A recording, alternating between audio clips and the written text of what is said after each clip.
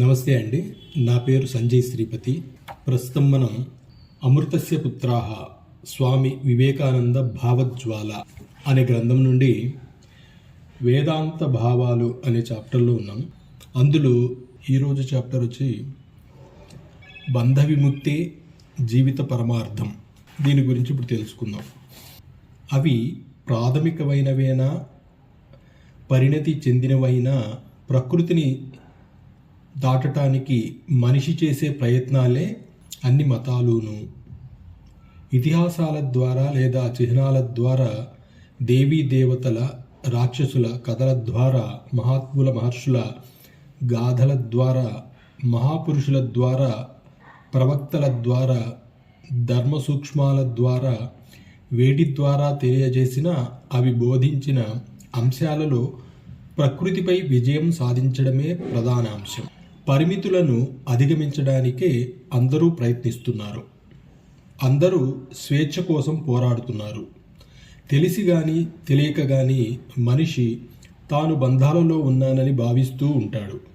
తాను ఏ స్థితిలో ఉండాలనుకుంటున్నాడో ఆ స్థితిలో లేనని అనుకుంటాడు.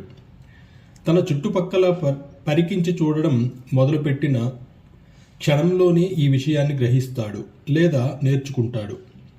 తాను బంధాలలో ఉన్నానని తెలుసుకున్న మరుక్షణమే తనలో తెలియనిదేదో ఒకటి ఉందని, అది ఇక్కడి నుంచి ఎగిరిపోయి శరీరం చేరుకోలేని చోటికి చేరుకోమని కోరుతోందని, కానీ ఈ పరిమితుల సంఖ్యలలో చిక్కుబడిపోయి ఉందని గ్రహిస్తాడు.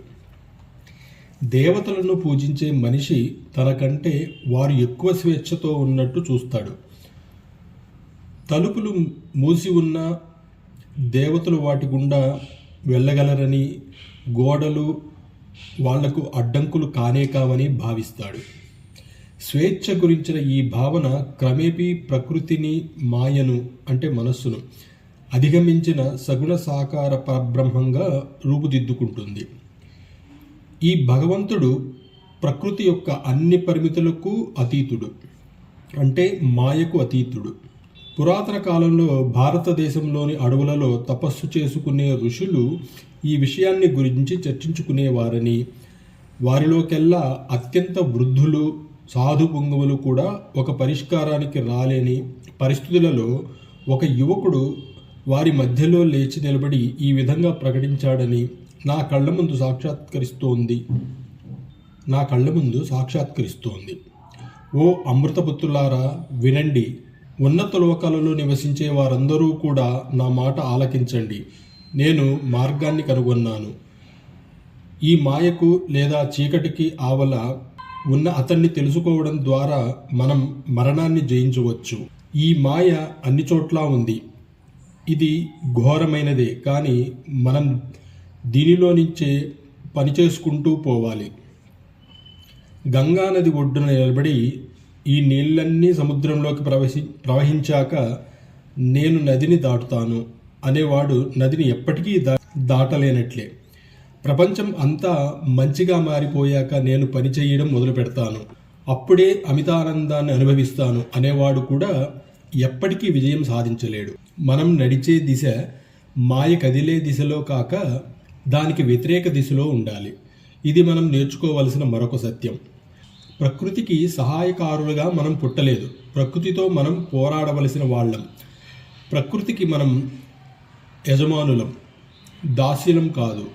ఈ ఇల్లు ఇక్కడ ఎందుకు ఉంది? ప్రకృతి దీన్ని నిర్మించలేదు. ప్రకృతి మనల్ని అరణ్యంలోకి వెళ్ళి నివసించమంటుంది.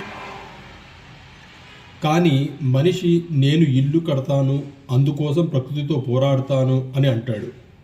ఈ విధంగా చేస్తాడు కూడా. మానవజాతి చరిత్ర మొత్తం ఈ ప్రకృతి నియమాలు అని పిలువబడే వాటికి వ్యతిరేకంగా జరిపే పోరాటమే. ఈ పోరాటంలో చివరకు గెలిచేది మానవుడే. ఇక మనిషి లోపలి ప్రపంచం విషయానికి వస్తే ఇక్కడ కూడా అదే పోరాటం కొనసాగుతోంది.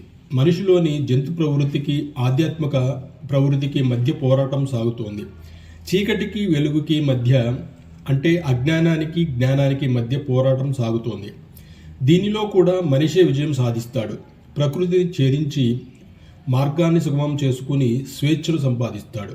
ఆత్మ మేలుకుని తాను బంధాలలో ఉన్నానని తెలుసుకుని బంధ విముక్తి దిశగా అంతర్లీనంగా ఉన్న అనంత శక్తిని అభివ్యక్తం చేయడాన్ని జీవితం అంటారు.